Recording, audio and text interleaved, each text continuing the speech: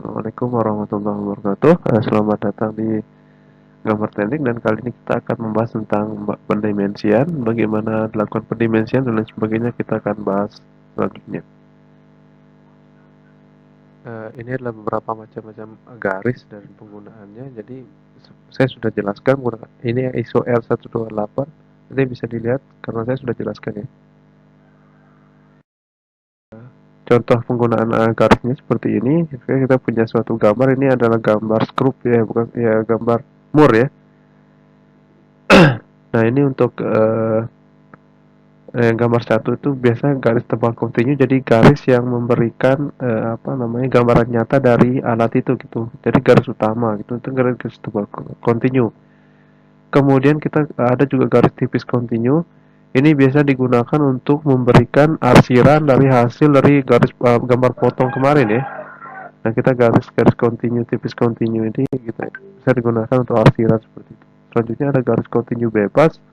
Seperti ini biasa digunakan untuk menggambarkan potongan gitu. Jadi batas potongan dari sebuah alat tersebut gitu. Ini juga menggunakan garis tipis ya, tapi bebas seperti itu. Dan ada garis-garis tipis. Ini biasa digunakan untuk menggambarkan bahwa di situ ada misalkan ada komponen lain, bukan komponen lain ya, ada lekukan lain di situ. Misalkan contohnya adalah di situ adalah lakukan gitu ya. Nah itu kita gunakan garis-garis tipis yang teratur seperti itu.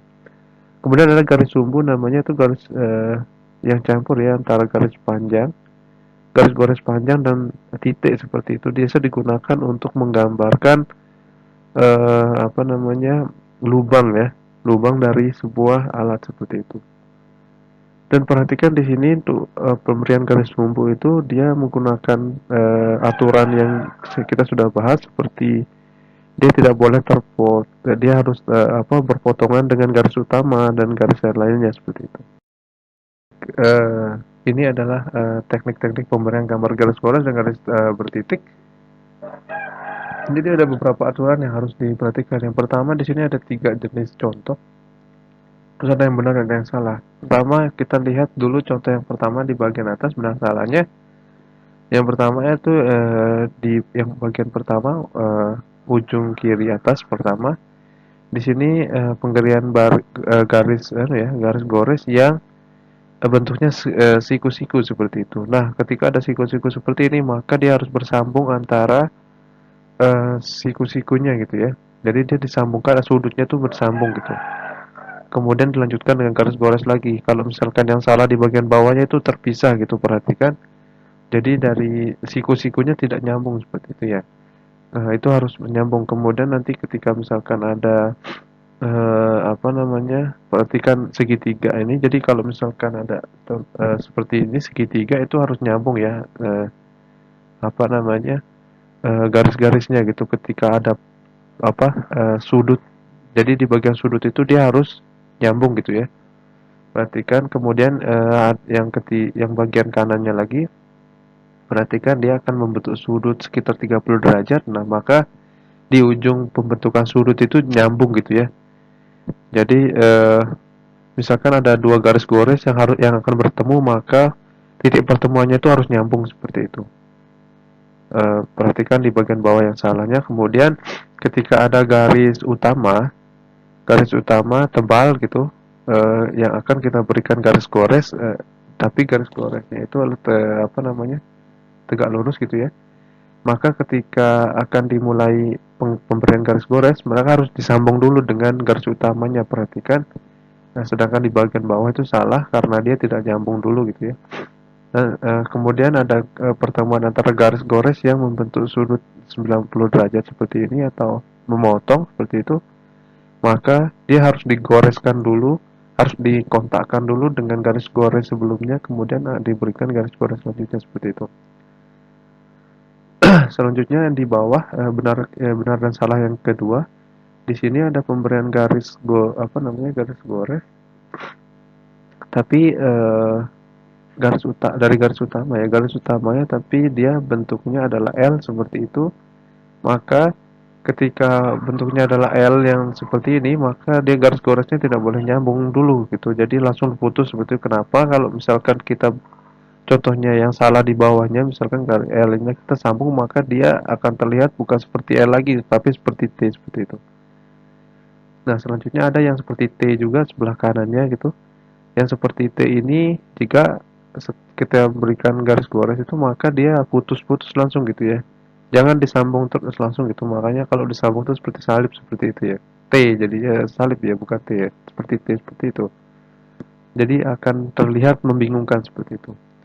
Selanjutnya ketika pemberian sebuah apa ya, tanda bawah itu adalah bundaran atau lingkaran gitu, maka garis yang di tengah-tengah pertemuan antara garis gores itu harus nyambung gitu ya, harus plus gitu positif. Contohnya di bawah itu dia tidak nyambung gitu antara garis gores dan garis gores seperti itu, perhatikan. Kemudian selanjutnya garis lengkung seperti di kanannya gitu, garis lengkung 90 derajat cuma melengkung ya. Nah, garis goresnya itu harus intinya harus garis gores itu harus nyambung ya. Setiap pertemuan antara garis gores itu dia harus disambung ketika pertemuannya gitu, jangan dipisah seperti itu. Nah, ini contohnya kalau di atas itu yang di kena apa yang disambung itu adalah garis gores yang panjangnya, sedangkan di bawahnya itu ada titik di tengahnya itu tidak boleh ya. Baik, selanjutnya di bagian yang benar dan salah yang ketiga ini adalah perpotongan ya, perpotongan antara garis apa namanya garis utama dan garis gores. Nah, ini kalau ada pertemuan seperti ini dia garis goresnya harus ber apa namanya, dia harus kena gitu ya dengan garis goresnya seperti itu. Sedangkan yang salah di bagian bawah itu dia tidak kena gitu ya. Jadi seolah-olah garis utamanya itu nyepil ya gitu ya. Di sela-sela antara garis gores tidak boleh seperti itu. Dia harus bersinggungan seperti itu.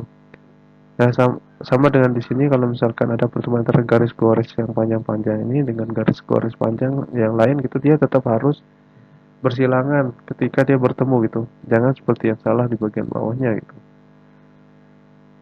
Nah, selanjutnya yang ini misalkan ada garis gores yang sejajar berjalan, jangan membuat garis goresnya itu sejajar gitu ya. Isinya jangan mirip gitu ya. Dia harus bersilang-silang seperti itu. Contohnya di sini ada pendimensian gambar teknik. Jadi ketika kita memberikan garis bantu gitu, jadi setiap gambar teknik itu kita harus berikan dia garis bantu gitu sehingga kita bisa menunjukkan bahwa garis yang kita akan berikan garis ukur itu ini loh gitu. Jangan langsung dibuatkan garis ukur ya, itu tidak boleh gitu. Aturannya itu harus dibuatkan garis bantu. Garis bantu itu juga menggunakan garis tipis ya, bukan tebal seperti itu. Dan caranya itu adalah menempel di garis ketika diberikan garis bantu dan garis utama itu menempel ya, seperti yang sebelah kiri. Sedangkan yang sebelah kanan itu tidak menempel, maka di enter salah gitu. Nah, setelah ada garis bantu, maka kita akan berikan garis ukur dengan cara bentuk seperti busur ya, tapi kiri kanan ada apa namanya panahnya gitu, seperti itu. Nah, ini contohnya kita misalkan akan menggambar garis utama seperti ini. Nah, untuk memberikan ukuran itu kita harus tarik garis apa garis bayangan ya, atau garis bantu yang tipis, kemudian kita berikan yang panah kiri kanan. Nah, perhatikan cara memberikan garis. Ada dua jenis di sini, ada yang apa namanya panahnya kiri kanan gitu ya, terbuka, ada yang tertutup, itu juga boleh seperti itu, tidak ada masalah.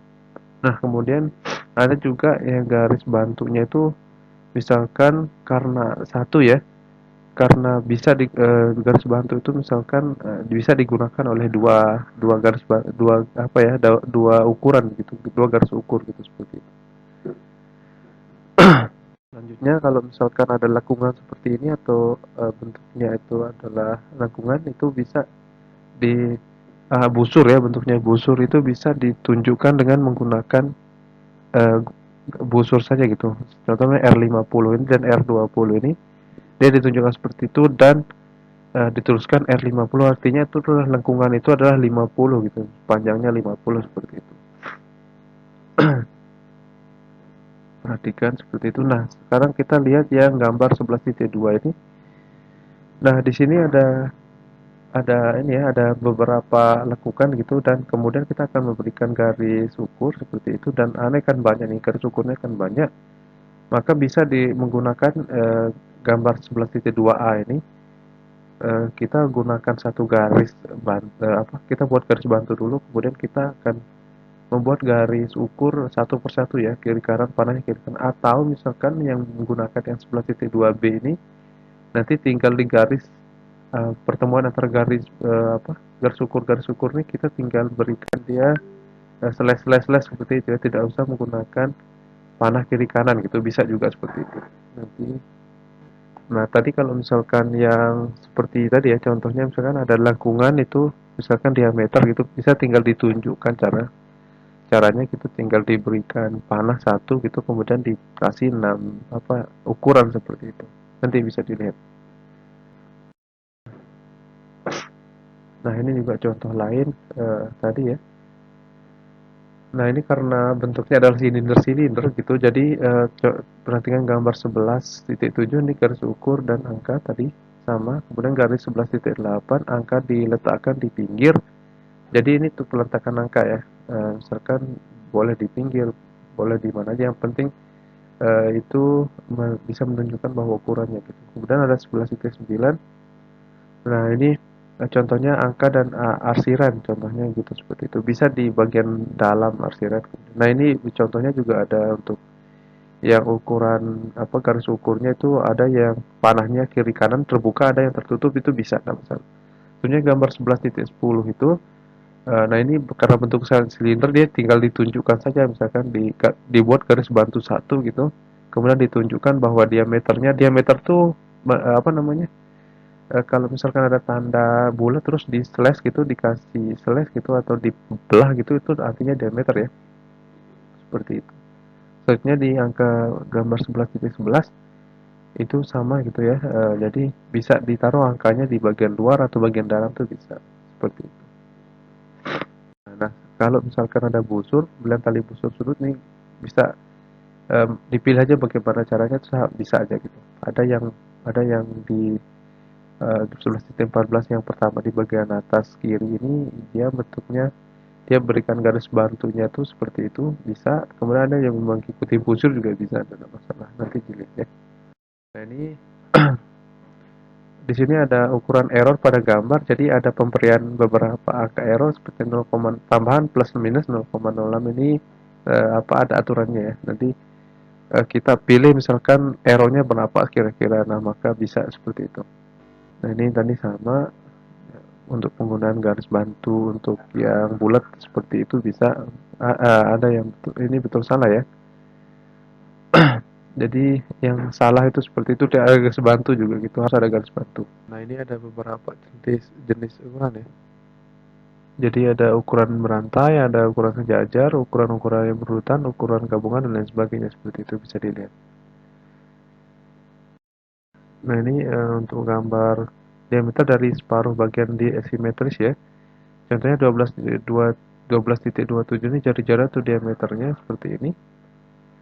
Jadi bisa bisa diberikan ukuran jari-jari atau diameter, itu bisa seperti itu. Perhatikan garis panahnya, kemudian 12.28 ini juga bisa menggunakan seperti ini. Jadi garis ukur ya, garis kita berikan dari garis AA ini, kemudian kita tunjukkan bahwa itu garis ukurannya berapa seperti itu. Nah, ini sebenarnya ini adalah garisnya, ini ya garis panah ke dalam gitu. Kemudian ada 12.9 ini diameter pada separuh dari bagian simetris seperti ini. Tidak terlalu ini, sebenarnya jarang ketemu biasanya.